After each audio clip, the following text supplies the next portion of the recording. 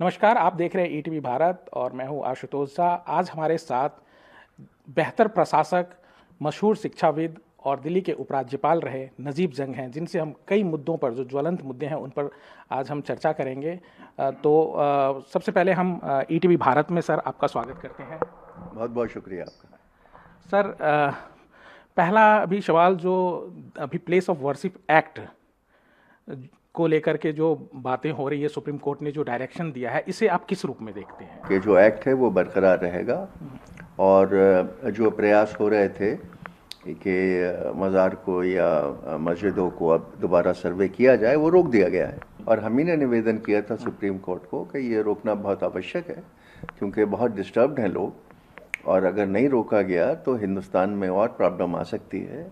इसलिए हमने उनसे अनुरोध किया था और हमारी बात मानी गई और सुप्रीम कोर्ट ने फिलहाल के लिए रोक लगा दी है। सर, अभी जिस तरह इस मुद्दे के बाद ये जो सुप्रीम कोर्ट के डायरेक्शन आए और तमाम बातें हो रही हैं, जो जितने भी मस्जिद हैं वहाँ के 1800 के करीब मस्जिदों के बारे में कहा जा रहा है, जो उनके नीचे पहले कभी मंदिर हुआ करता था, तो इस तरह की जो चर्चाएं शुरू हो रही है, क्या आपको लगता है ये ठीक है? जो 1800 मस्जिदों की बात है, ये हिंदुस्तान को बिल्कुल डिस्टर्ब कर देगा और इसीलिए हमने इसकी अपील की है।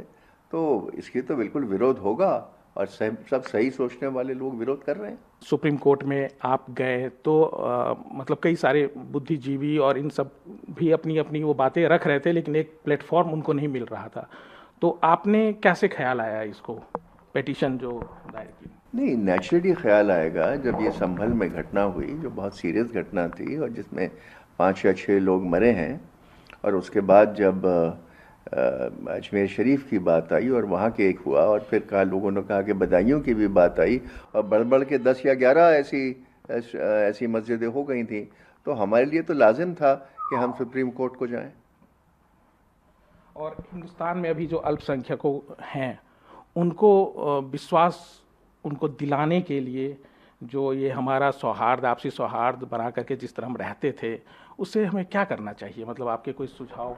नहीं, मेरे सुझाव बात है कि आप भी हैं, मैं भी हूँ, पूरी समाज है, इसमें कोशिश करनी चाहिए कि हज़ारों साल से क्रिश्चियन, हिंदू, सिख, मुस्लिम, बौद्ध, जैन सब साथ रहे हैं और उनको रहना पड़ेगा।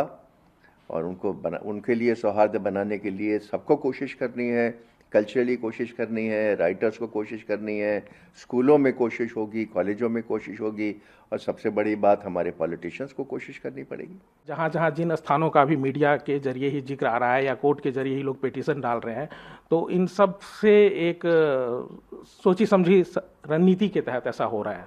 नहीं, देखिए, शरारती एलिमेंट समाज में हमेशा होता है और उसको कंट्रोल करना हर एक बुद्धिजीवी का काम है, पॉलिटिशियन का काम है, एडमिनिस्ट्रेशन का काम है।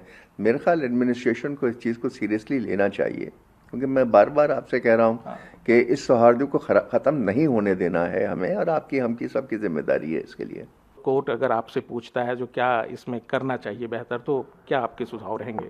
मुझसे आप क्या सुझाव मांग रहे हैं? पब्लिक प्रिवेंशन एक्ट है मौजूद, places of worship protection act मौजूद है, तो मुझसे आप क्या सुझाव मांग रहे हैं? उसका इम्प्लीमेंटेशन होगा, बस। आप एक बेहतर शिक्षाविद हैं, प्रशासक हैं और दिल्ली के उपराज्यपाल रहे हैं, तो इसके अलावा आपने नाटक में भी किरदार निभाया है। आज आप अपनी भूमिका किस रूप में बेहतर मानते हैं? नहीं, मैं तो रिटायर हो चुका हूँ और मैं एक समाज सेवक हूँ। लोग मेरे पास आते हैं, कोई समस्या होती है, उसमें हम लोग कोशिश करते हैं उसमें इंटरवीन करें, लेकिन मैं एक हिंदुस्तान का नागरिक हूँ और जैसे आप रहते हैं वैसे ही मैं रहता हूँ। दिल्ली का उपराज्यपाल पद से हटने के बाद आपने केंद्र सरकार और दिल्ली सरकार की कार्यप्रणाली जो अभी है, उसे किस रूप में देखते हैं?